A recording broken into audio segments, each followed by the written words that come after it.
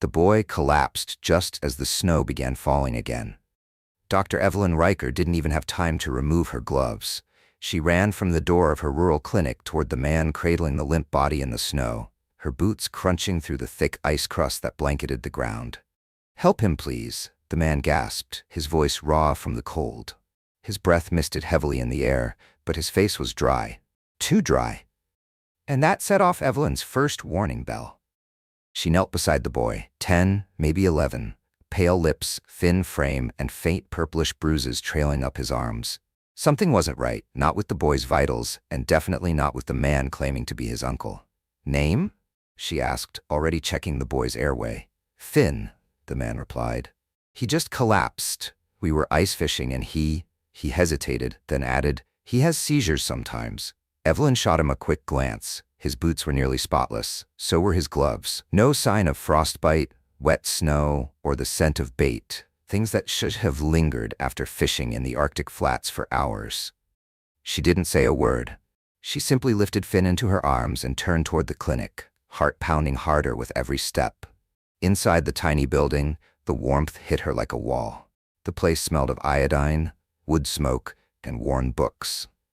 Evelyn had been the only medical professional within 200 miles for the past 5 years, ever since she left her post in Anchorage under mysterious circumstances. The man followed closely behind her as she laid Finn down on the gurney. Her nurse, an Inuit woman named Tala, appeared from the side hall with a questioning look. "Get me vitals and an IV line," Evelyn ordered. Tala nodded and moved swiftly. As she worked, Evelyn peeled back the boy's heavy parka. Her breath caught. Bruises, all over, some old, some new, finger-shaped, linear. And just beneath his ribs, an angry, discolored swelling. "He was like that when I found him," the man said too quickly. "I didn't ask," Evelyn replied coolly. She signaled Tala to scan the boy's abdomen. The portable ultrasound was old, but serviceable. Evelyn pressed the wand gently, sweeping across Finn's belly. The image on the small screen sent ice through her veins. Oblong masses, dense, dozens of them, all packed tightly along the intestinal tract. No, she'd seen it before. It was why she left Anchorage. "Call for medevac," Evelyn said, her voice low and urgent. "Use the secure channel." Tala's hands froze. "We don't use that line unless—" "Do it," Evelyn snapped. But the man, Daniel, as he had signed in, was already moving. He reached into his jacket, pulling something metallic and cold from within. Evelyn saw the gun just as Tala turned to make the call. "Don't," Daniel said, the barrel pointing directly at Evelyn. His voice was calm. "No medevac, no police." Finn stirred on the table, a soft whimper escaping his lips. The kind of sound that came from pain buried too deep to scream. Evelyn raised her hands slowly, backing away from the boy. Her mind raced. What kind of operation was this? Why here? In the middle of the Arctic wild? Why now? Daniel didn't move. "I'm going to fix him," Evelyn said, steadying her breath. "But you need to understand, if one of those packages has ruptured, he could die within the hour." Daniel's eyes flickered, and for a brief moment, something desperate broke through his expression. "Then you better move fast." He locked the clinic door behind him with a practiced hand, turned the close sign inward, and drew the shades. Outside, the snow kept falling, soft, slow, silent. Inside, the truth began to thaw. The silence inside the clinic was suffocating. Dr. Evelyn Riker worked quickly, but with deliberate calm. Every move she made was calculated, not just medically, but psychologically. Her eyes flicked to the man with the gun, then back to the frail boy on the table. Finn's breathing was shallow. His skin had taken on a waxy hue. The masses inside him weren't just dangerous, they were potentially lethal. One rupture and the drugs could flood his system in minutes. She glanced at Tala, who hovered just outside Daniel's peripheral vision. Evelyn gave the tiniest nod, and Tala moved to gather supplies, slow, quiet, and careful not to alarm him. Daniel didn't lower the weapon. "Why here?" Evelyn asked without looking up, her fingers sliding an oxygen cannula under Finn's nose. "Why bring him to the middle of nowhere?" "You were supposed to be discreet," Daniel replied. "A doctor who doesn't ask questions." "That was a rumor," Evelyn said coolly. "I never said I was a coward." Daniel's lips twitched at that. Not quite a smile, more like recognition. "Well, today you need to be a realist." Evelyn kept her focus on Finn. She checked his heart rate, now alarmingly fast. The swelling on his abdomen had grown slightly. Whatever was leaking inside him was accelerating. She had to make a decision. "Those packages will kill him," she said, "unless I flush them out now." Daniel stiffened. "You're not cutting him open." "I'm not trying to, yet." She gestured to a tray of equipment. "But I need to sedate him and begin gastric irrigation. It's the only shot he has." He hesitated. Then, reluctantly, he gave a nod. "You have 15 minutes. Evelyn moved fast. She signaled Tala, who administered a mild sedative while Evelyn set up the gastric tube. As she slid the tube into Finn's mouth and down his esophagus, the boy stirred but didn't resist. He was too far gone to protest. The first flush of saline went in. Moments later, a brownish liquid trickled out through the exit valve, followed by a small object. Evelyn caught it in a tray, an oblong capsule. Slick, heavy. She didn't need to open it to know what it was. Her stomach twisted. "He's been used," she muttered under her breath. Daniel didn't respond. He stood like a statue, watching with unnerving intensity. "Who is he to you?" Evelyn asked as she worked. No answer. She looked up. "You said he's your nephew, but he doesn't look at you like family." Daniel's jaw clenched. "You talk too much." "No, you don't talk enough." More capsules came through the tubing, one after another. Evelyn counted 8 before the flow slowed. "That's all I can get without surgery," she said. "The rest are deeper. Some could rupture at any time." Daniel lowered the gun just an inch. Evelyn kept going. "You could have taken him to a hospital in Fairbanks, Anchorage, hell, even Nome. Why bring him here?" Daniel was quiet for a moment. Then, "Because no one's watching you." Her mind reeled. "You knew about me. Everyone in our network knows about you, Dr. Riker. The woman who disappeared after the medical board inquiry in Anchorage. The one who stitched up a cartel member and didn't report it. You've got your secrets. So do we." Evelyn froze. Her hands trembled slightly as she adjusted the IV line. "You're part of a network?"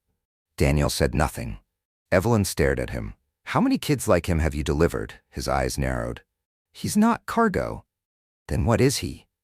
Daniel opened his mouth to respond, but the door suddenly shook. A hard knock. Then another. All 3 of them froze. Tala instinctively moved between the door and the boy. Daniel spun around, gun raised. Evelyn quickly moved to shield Finn's body. Another knock. "Dr. Riker," came a voice from the other side. "It's Deputy Harlow. Your radio's been out all afternoon. Everything okay in there?" Daniel's eyes went wild. Tala gave Evelyn a desperate glance.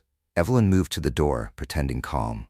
"I had to shut the radio down to fix a fuse," she called out. "I'm in the middle of something delicate. Everything's fine." "You sure?" The deputy's voice came again. "We picked up strange chatter on an old ham radio channel. Sounded like someone calling for medevac." Evelyn's heart stopped. Tala had tried to call for help. Of course she had. Daniel turned toward Tala with fury in his eyes. But before he could react, Evelyn did something unexpected. She hurled the surgical tray across the room. The crash startled him long enough for Tala to move. She lunged, not for the gun, but for the emergency switch under the desk. The panic alarm. It triggered a high-pitched tone that blared through the clinic's loudspeakers, a warning to anyone within range that something had gone terribly wrong. Daniel screamed. "What did you do?" Evelyn turned and faced him directly, standing between him and the boy on the table. "I'm done being quiet," she said. "You picked the wrong doctor." And outside, in the swirling snow, Deputy Harlow was already drawing his weapon.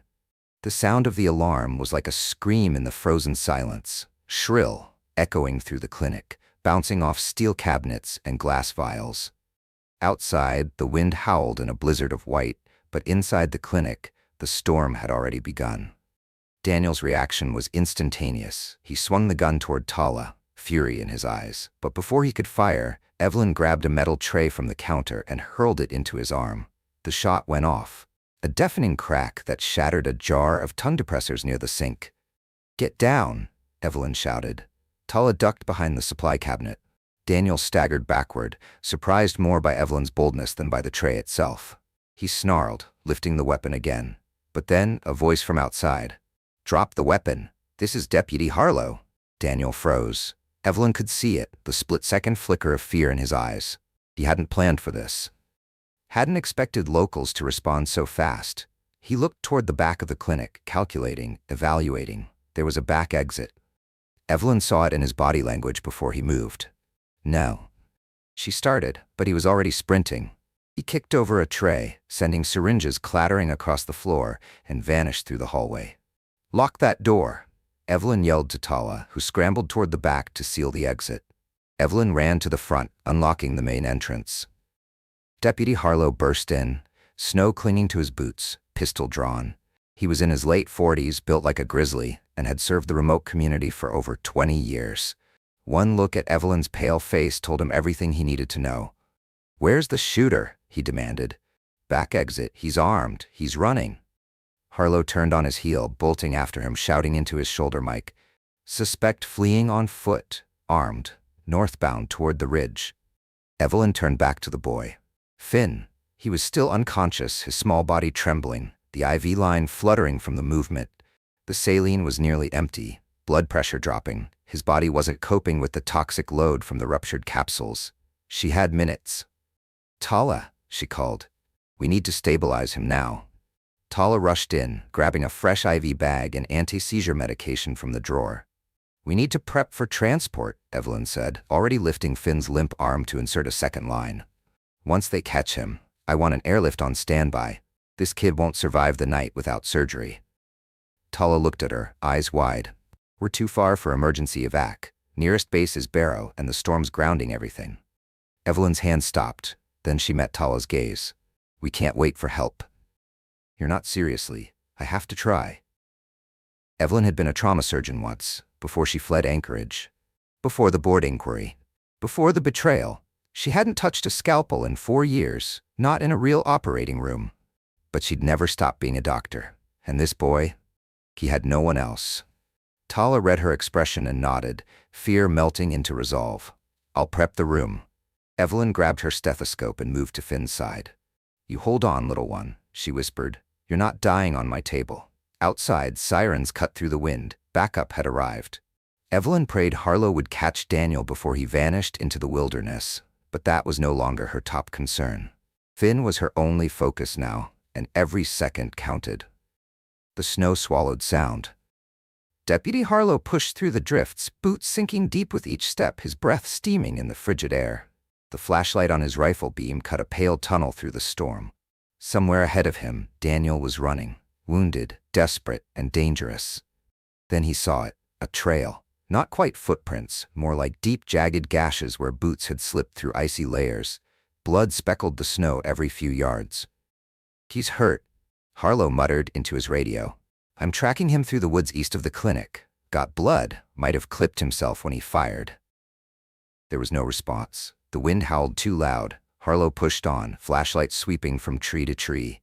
Tall spruce and black pine loomed like silent sentinels, their snow-covered limbs bending and creaking in the wind. And then, movement. A shadow bolting through the trees.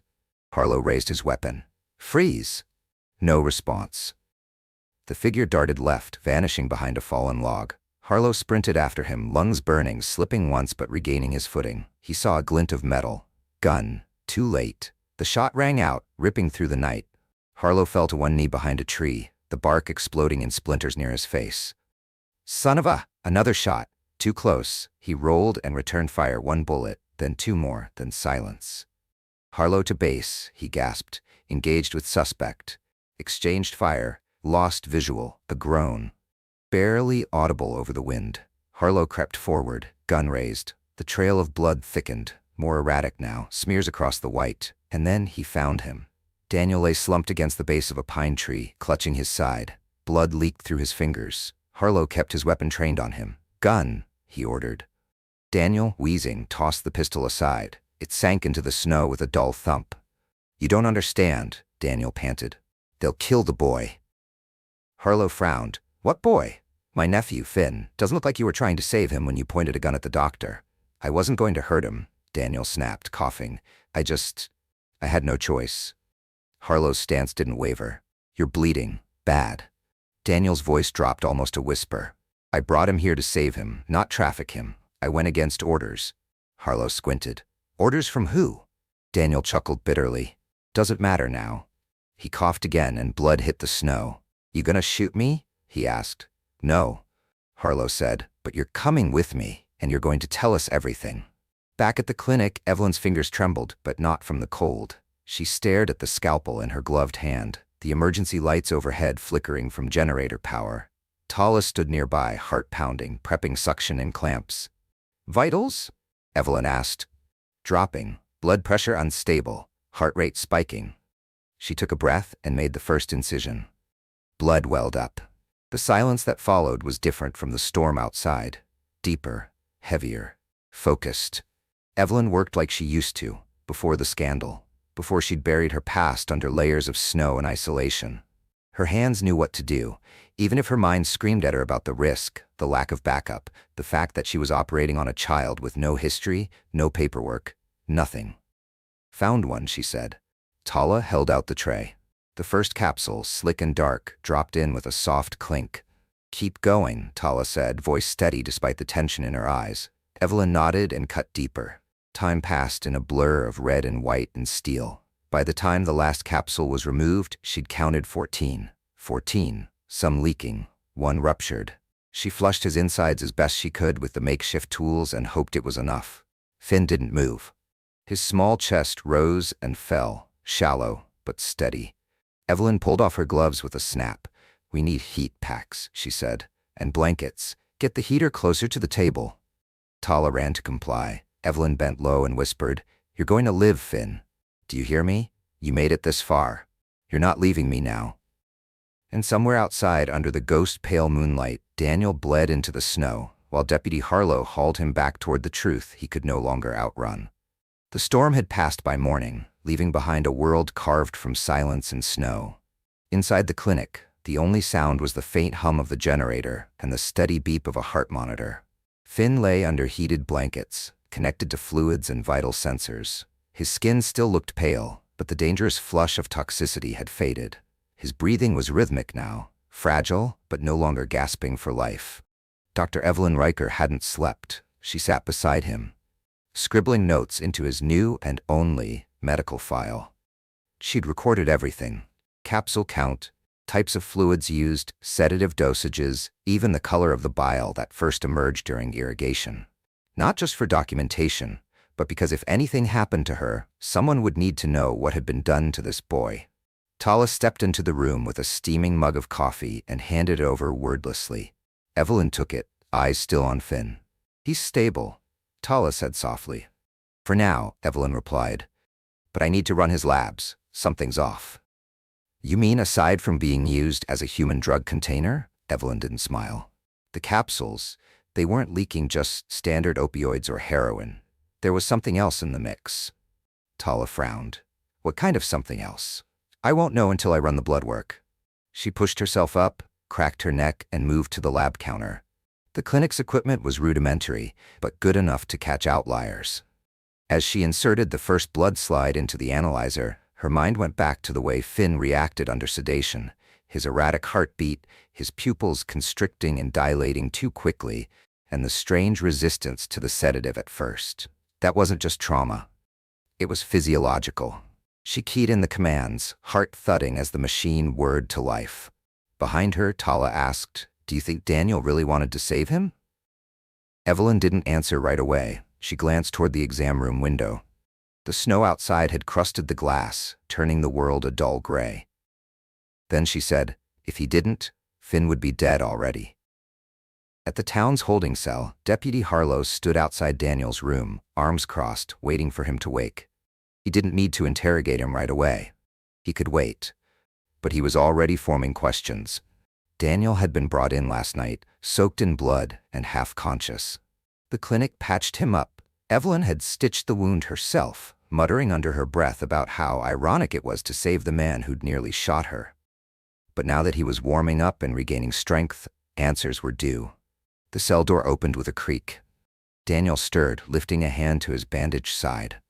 "Welcome back," Harlow said. Daniel sat up slowly.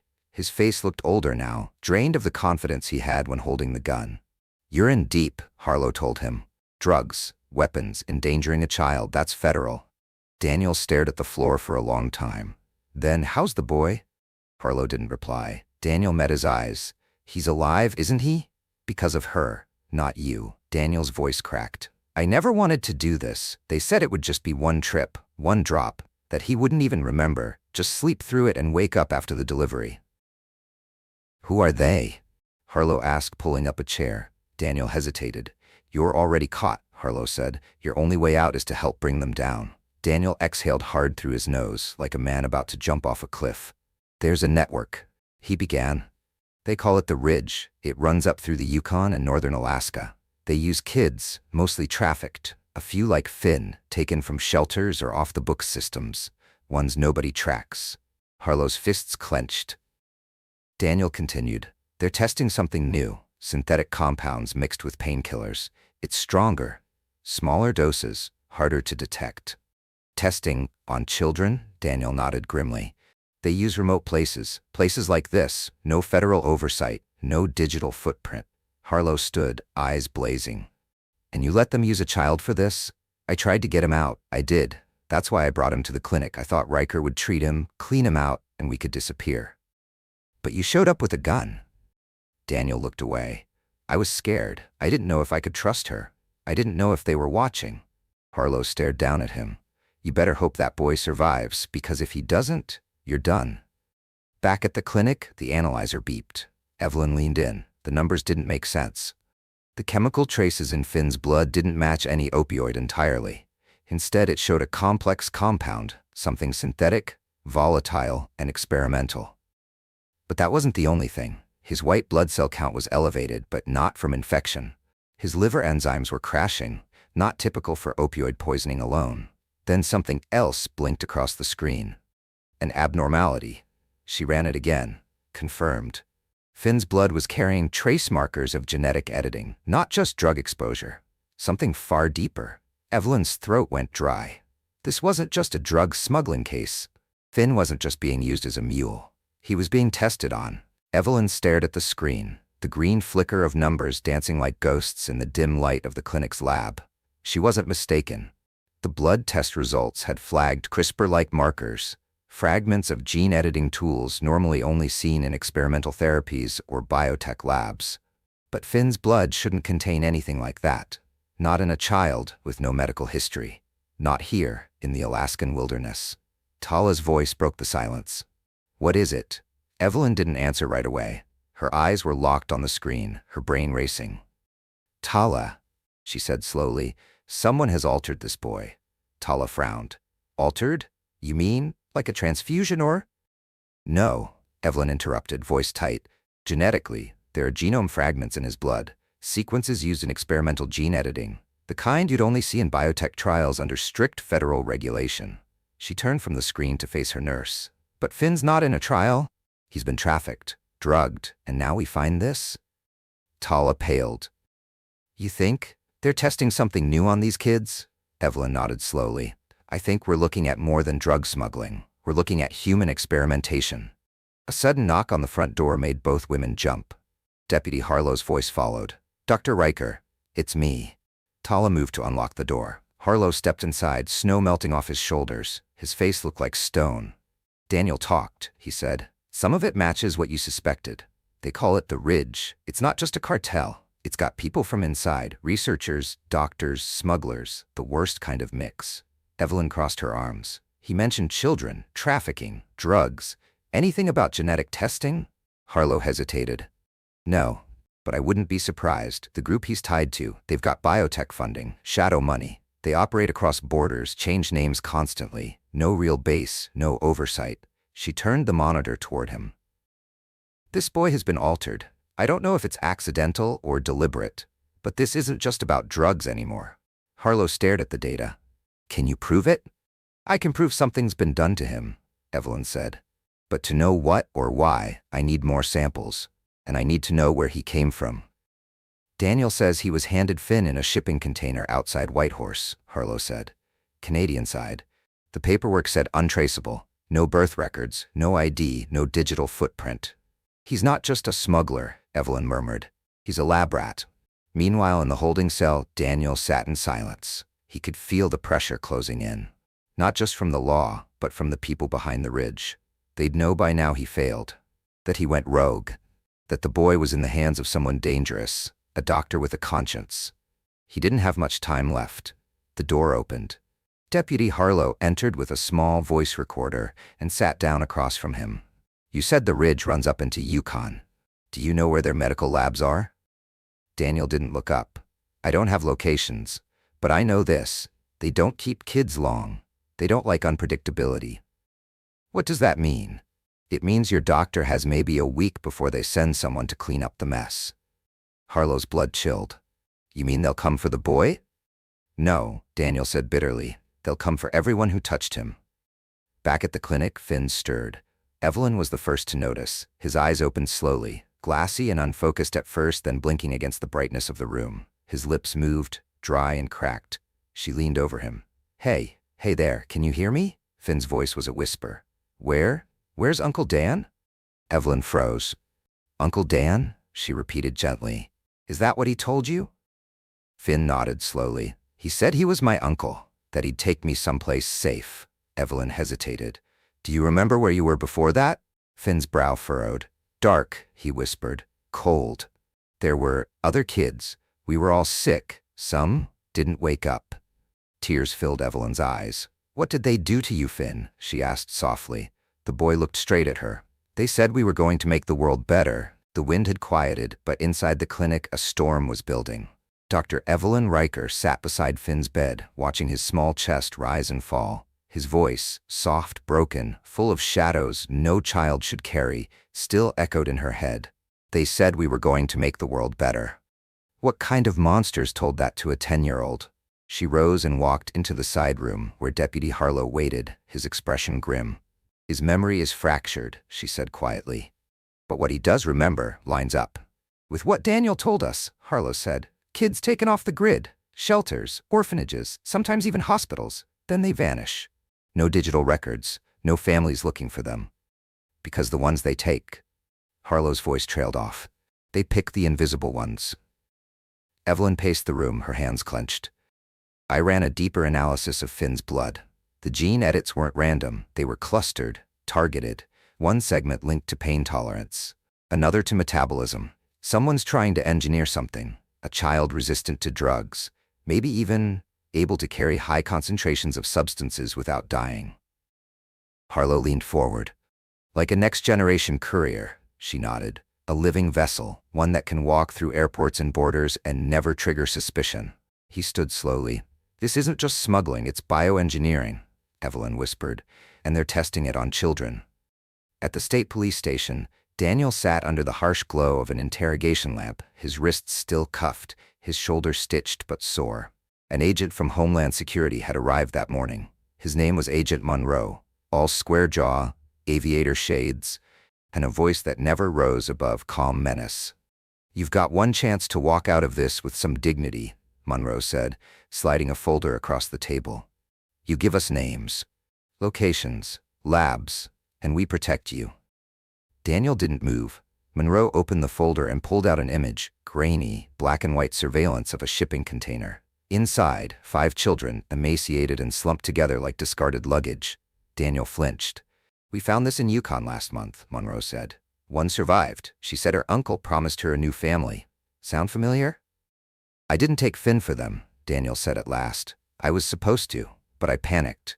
He reminded me of... He stopped, jaw tight. He reminded me of my son. Monroe didn't blink. You have a son? Had, Daniel muttered. Tell us what we need to know, and maybe you'll sleep a little easier tonight. Daniel looked up, eyes hollow. You'll need to start with a man named Brandt. He's not just in the Ridge. He is the Ridge, head scientist, former pharma executive, disappeared 5 years ago after a whistleblower leaked documents. What kind of documents? Daniel's voice dropped. About human trials. Back in the clinic, Finn was resting, but Evelyn wasn't. She sat at her laptop, pulling together every thread she could find. Medical journals, black market reports, whistleblower leaks. And then she found it. Dr. Elias Brandt, former head of advanced drug development at a biotech firm in Seattle. A pioneer in synthetic opioid delivery systems. He vanished after a former employee accused him of using illegal human test subjects in an off-the-books trial. The report was buried. No charges were ever filed. The company distanced itself. And then Brandt disappeared. Until now. Evelyn stared at his photo, the sharp suit, the cold gray eyes. The same eyes she saw in Finn when he flinched at the light. She clicked a link buried in a whistleblower's blog post. A list of codename trials. Project, Sable Courier. Description, subject class, children ages 8 to 12. Objective, enhance body's capacity to transport synthetic payloads. Priority traits, increased organ resilience, drug tolerance, reduced emotional volatility. Her stomach turned. Finn had been part of this. She printed the document and slid it into a secure folder. Then she stood, turned to Tala, and said the words she'd been dreading. We need to move him. That night, under the cover of snowfall and silence, they packed Finn's things and placed him gently in the back of Harlow's SUV. The clinic was no longer safe. If Daniel was right, the Ridge wouldn't let their failure go unanswered. As Harlow started the engine, Evelyn turned back and took one last look at the building that had been her sanctuary, her hiding place, for years. Now it was a target. Where to? Harlow asked. Evelyn's voice was calm but firm. To the only place left that knows how to fight monsters like this. Anchorage was colder than Evelyn remembered. Not the air, though it sliced through her coat like needles, but the feeling. The city itself. The memories it carried. The way the skyline greeted her not with warmth, but with silence and judgment. 3 years had passed since she walked away from everything here. The hospital, the board, her name. Now she was back, with a boy in the back seat and a file full of horrors tucked under her arm. The SUV pulled into the underground garage of a private clinic near downtown. No logos, no signage, just a plain slate-colored building with tinted glass and a security gate. "This is your contact?" Deputy Harlow asked, glancing in the rearview mirror at Finn, who was dozing under layers of blankets. Evelyn nodded. "His name's Dr. Leon Kashari, former trauma surgeon. Got pushed out of the system for asking the wrong questions." "Your kind of people, then?" Harlow muttered. Evelyn almost smiled. Inside the clinic, Dr. Kashari was waiting, tall, lean, and intense, with silver streaks in his beard and sharp, watchful eyes. He didn't greet her with words, just a nod. Then he looked down at Finn and frowned. "What the hell have they done to this kid?" "Everything," Evelyn said, handing over the file. "And worse." Kashari led them down a secure hallway, past locked doors and biometric scanners, until they reached a sealed room with a surgical bed, monitors, and sterilized trays. It didn't look like a clinic. It looked like a battlefield medic station. "You said you've seen signs of CRISPR modification," he said, already scanning the test results. "Yes, precise edits, possibly to pain response, opioid tolerance, and metabolic stability." "And you're sure he's part of Ridge?" "No, but I'm sure Ridge wants him back." Kashari looked up. "Then we'd better work fast." Back at the Anchorage State Security Bureau, Agent Monroe stared at the report Daniel had helped compile. Names, drop points, suspected labs, and the real gem. The name Dr. Elias Brandt. Brandt hadn't been heard from in years. But suddenly, evidence was trickling in. Whispers of mobile surgical sites, genetically modified couriers, and deep money funding routed through shell biotech firms. Monroe didn't believe in coincidences. He opened a secure line. "Activate Task Force Sigma," he said coldly. "Full domestic alert. I want Brandt found, and I want that kid under 24-hour protection. The doctor, too." At the clinic, Evelyn helped prep Finn for further tests. He was awake now, eyes dulled but alert. "Do you feel any pain?" she asked softly. He shook his head. "No pain at all?" she repeated, surprised. He shook his head again. "They said it was normal, that I was lucky, that I could carry more than the others." Evelyn's stomach clenched. "How many others were there?" Finn hesitated. "I don't remember their names, just numbers. I was number 12. Before that, I was 8. Evelyn felt Tala, who had accompanied them, stiffen beside her. "They gave you numbers?" Finn nodded. "The ones who cried got sent to the quiet room." Evelyn exchanged a grim glance with Kashari. Then she asked the question she feared most. "Finn, do you know where that place was? Where they kept you?" The boy looked down. Then slowly, he pointed to a scar behind his ear. Evelyn leaned in.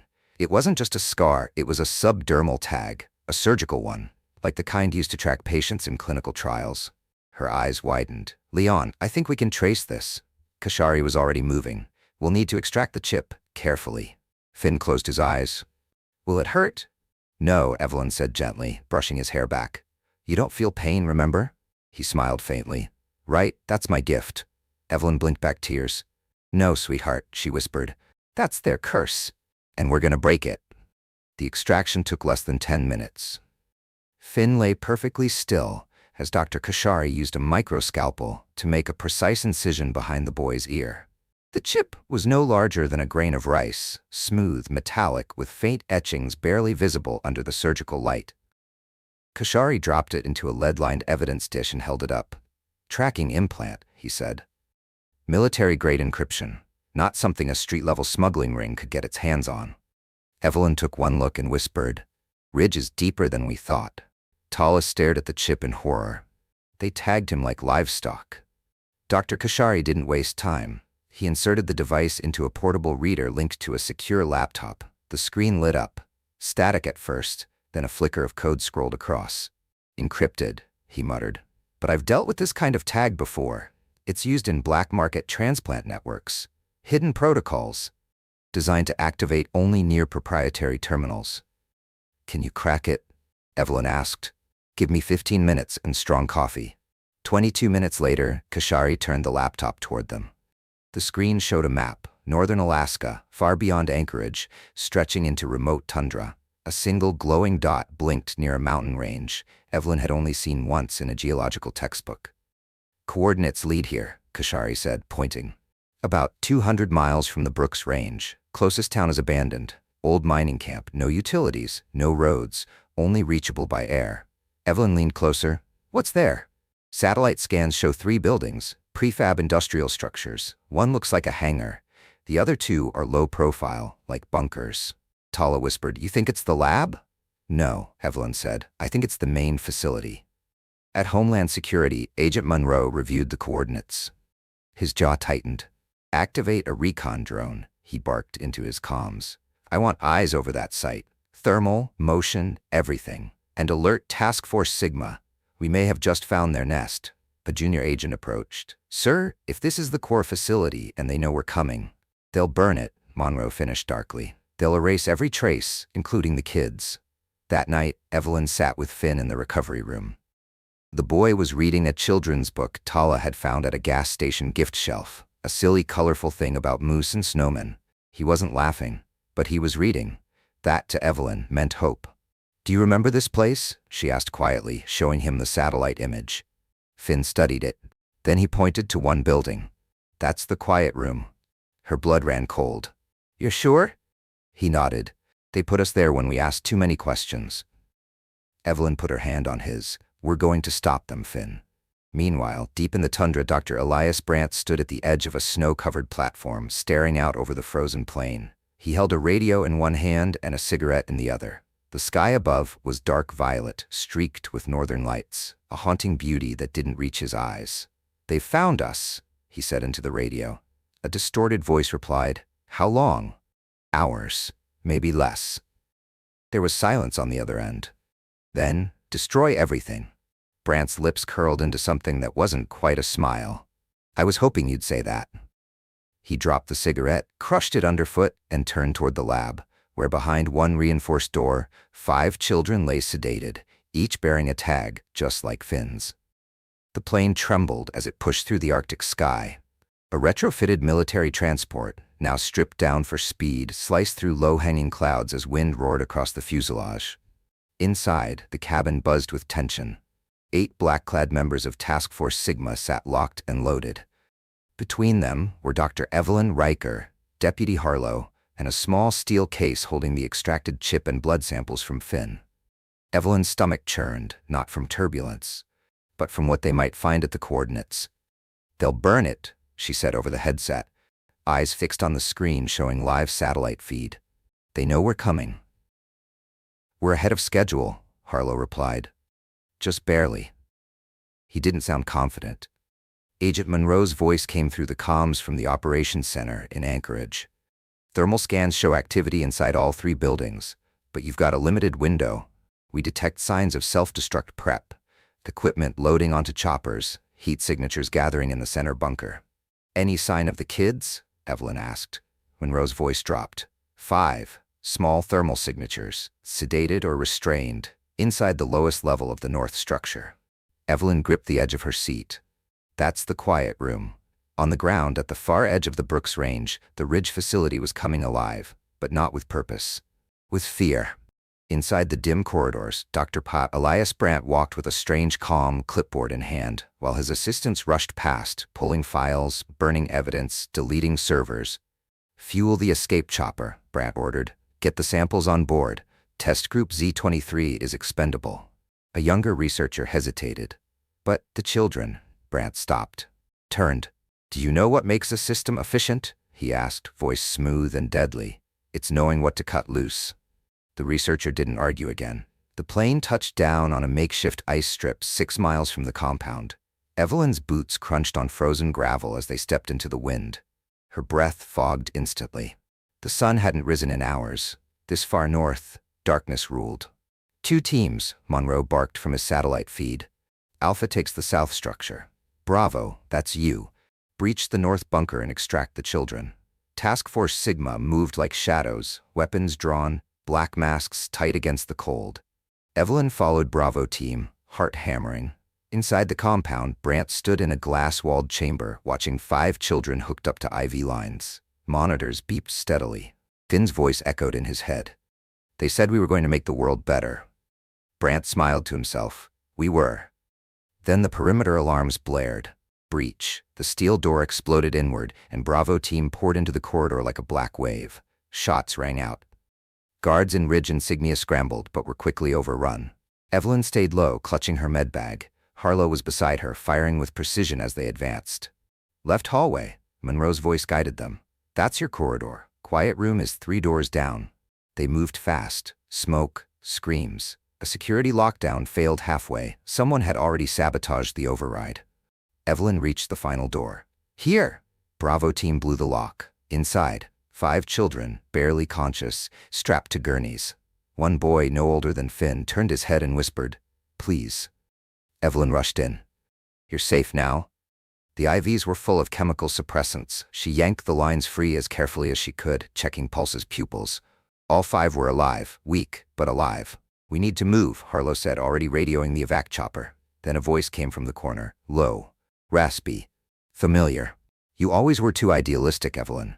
She turned and froze. Elias Brandt stood just outside the broken door, a small remote in his hand.